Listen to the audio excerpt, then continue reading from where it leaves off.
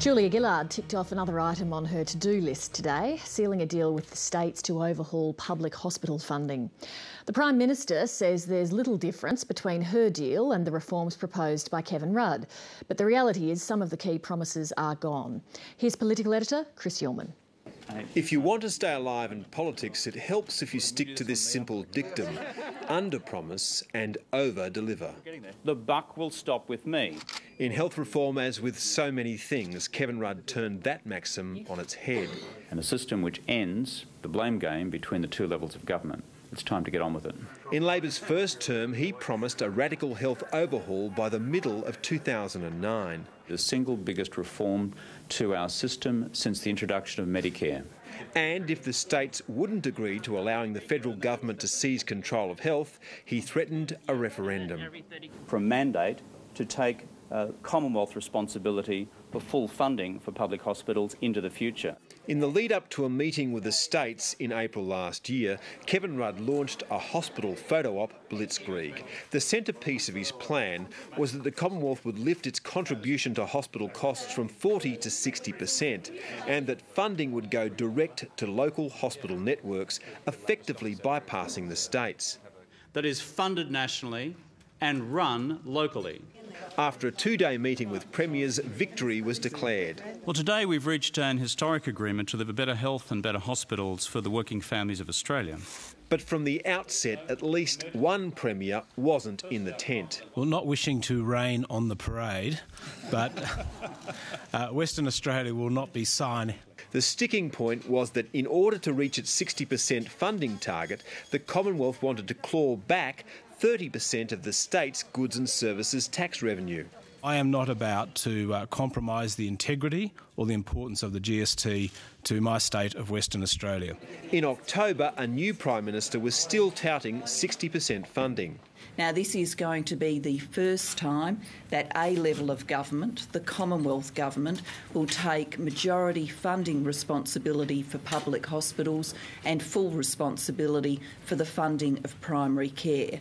Now, this change is the foundation stone for our health reform agenda. It will ensure that the Australian Government, the Commonwealth, permanently pays 60% of the efficient cost of each and every hospital service. By February, there was another announcement. I can advise that we have secured an agreement. But the deal had changed.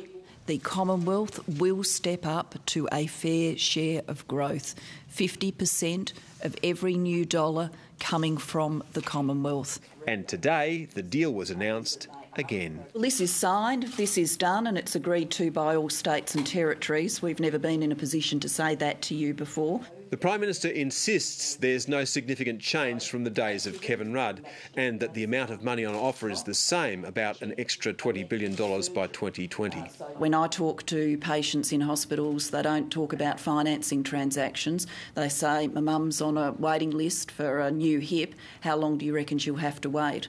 And the Health Minister says the key drivers of reform remain. The system will be more transparent with the introduction of a My Hospitals website, and a consistent national efficient price will be agreed for every procedure. Because without a national efficient price, the confidence that taxpayers expect that every health dollar is being spent sensibly, I don't think can be met. With this agreement, we now will be able to have that confidence. Yet the GST clawback is gone, and with it the commitment that the Commonwealth will fund 60% of every hospital service. It will now pick up 45% of the growth in hospital services by 2014, rising to 50% by 2017. 60% funding in the Rudd plan was getting us closer to the 100% funding of the health system by the Commonwealth, which virtually all reformists are looking for. Health expert Professor John Dwyer says that the money on offer might seem smaller with time.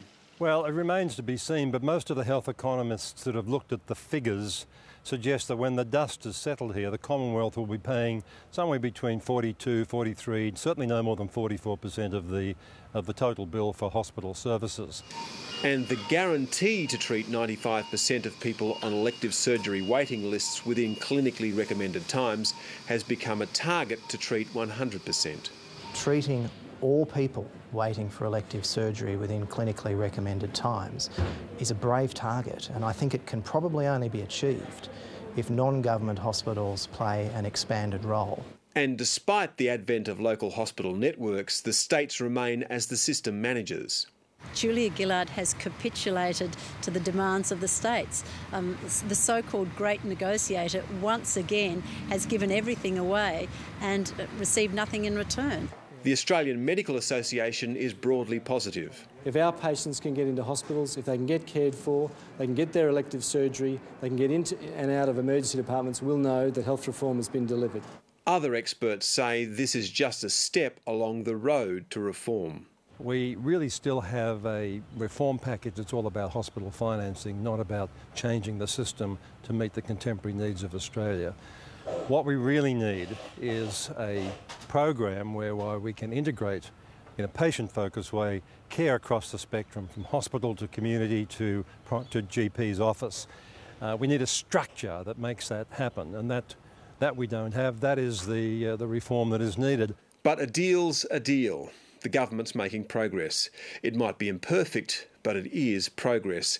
And Julia Gillard's health problems largely come from the same source as her other problems, Kevin Rudd. Under the former Prime Minister, too many impossibly large projects were started and not finished.